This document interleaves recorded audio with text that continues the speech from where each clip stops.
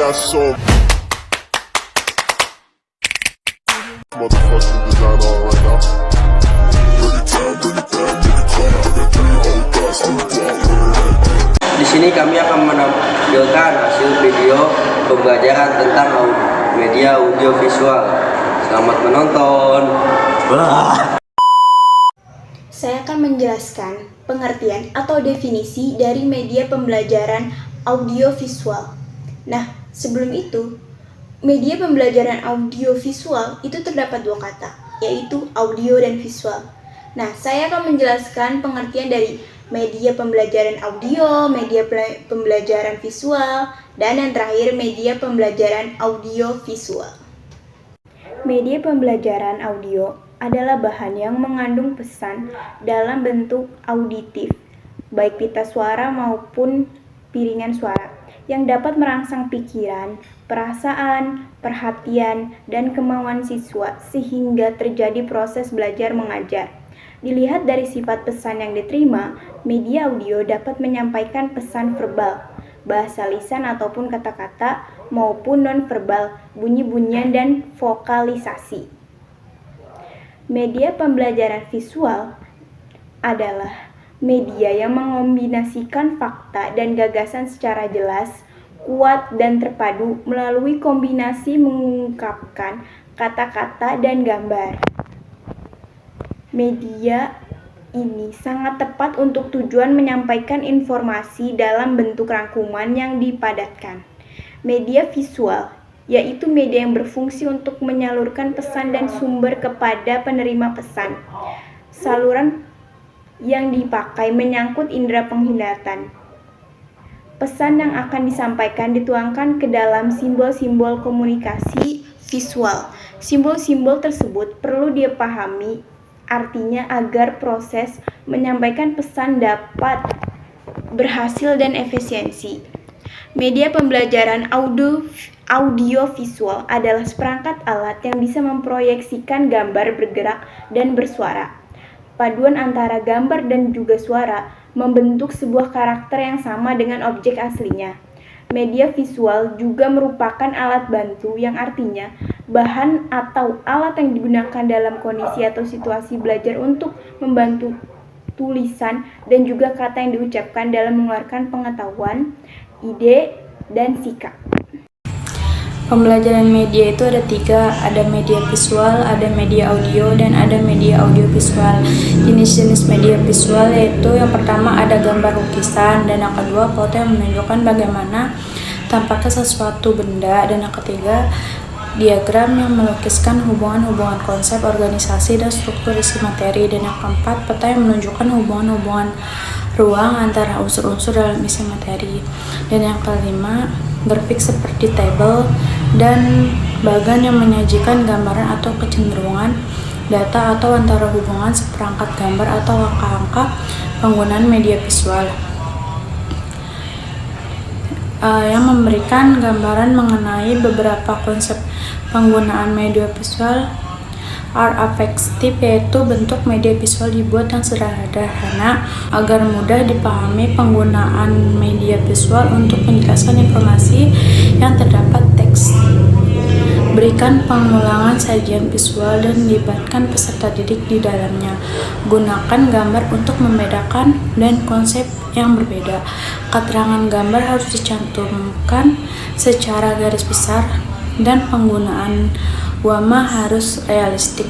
Media visual berfungsi untuk menyalurkan pesan dari sumber penerima pesan. Pesan yang akan disampaikan dituangkan ke dalam simbol-simbol visual. Selain itu, fungsi media visual adalah untuk menarik perhatian, memperjelas sajian ide, menggambarkan atau menghiasi fakta yang mungkin akan cepat dilupakan jika tidak divisualkan. Contohnya yaitu ada proyektor sebagai media visual dalam pembelajaran. Penggunaan media pembelajaran seperti LCD proyektor, kita ketika melaksanakan pembelajaran di kelas bisa menjadi alternatif solusi bagi guru dalam memanfaatkan iptek. Media ini menjadikan proses belajar mengajar lebih efektif dan efisien. Tujuan pembelajaran akan lebih mudah tercapai.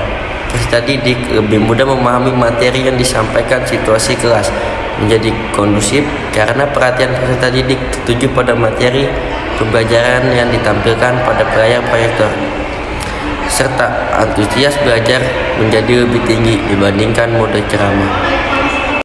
Yaitu adalah papan tulis interaktif sebagai media audiovisual dalam pembelajaran.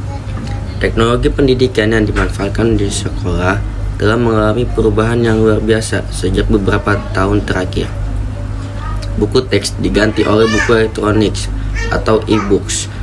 Notebook digantikan oleh perangkat seperti iPad, tablet, dan whiteboard yang menggeserkan penggunaan papan tulis. Salah satu kemajuan yang lebih di bidang whiteboard adalah penggunaan papan tulis interaktif.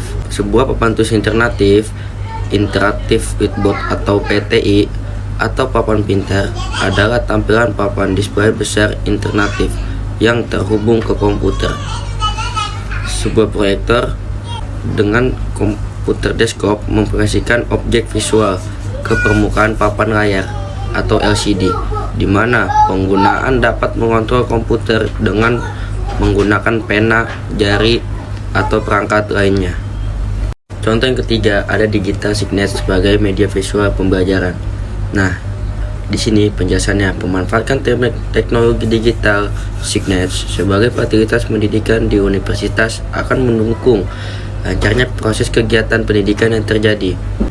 Karena aplikasi ini berisikan konten untuk menyajikan informasi. Pemanfaatan digital signage lainnya yaitu dapat berisikan konten pengumuman event, yaitu event komunitas kampus, informasi perkembangan mahasiswa, dan pemberitahuan jam perkuliahan, serta penundaan acara serta cuaca. Juga menjadikan digital signage sebagai salah satu media penting penyampaian informasi pada saat darurat. Selanjutnya yaitu kelebihan dan kekurangan media pembelajaran berbasis audio visual. Setiap media pembelajaran yang digunakan tentunya mempunyai kelebihan dan kekurangan. Menurut Arsyad 2011 menyebutkan bahwa media audio visual memiliki kelebihan sebagai berikut. Kelebihan yang pertama yaitu dapat meningkatkan minat dan motivasi belajar siswa. Yang kedua, memperkuat gambaran abstrak siswa terhadap materi ajar sehingga gambar menjadi lebih realistis. Yang ketiga, media dapat ditonton secara berulang-ulang oleh siswa kapanpun dan dimanapun sesuai keinginan mereka. Yang keempat, media audiovisual dapat menayangkan berbagai peristiwa yang tidak memungkinkan siswa hadir langsung di tempat kejadian. Yang kelima, pesan yang disampaikan melalui media audiovisual cepat dan mudah diingat. Yang keenam, mengatasi keterbatasan ruang dan waktu. Peristiwa yang asli dalam waktu normal bisa membutuhkan waktu yang lama, sedangkan dengan adanya media audiovisual dapat mempersingkat sehingga dapat menghemat waktu pembelajaran. Lalu kekurangannya yaitu yang pertama, pengadaan video dan film pada umumnya membutuhkan biaya yang tidak sedikit. Yang kedua, video dan film yang tersedia terkadang belum sepenuhnya sesuai dengan tujuan dan kebutuhan pembelajaran. Yang ketiga, pembuatannya memerlukan proses lama sehingga menyita banyak waktu dan tenaga.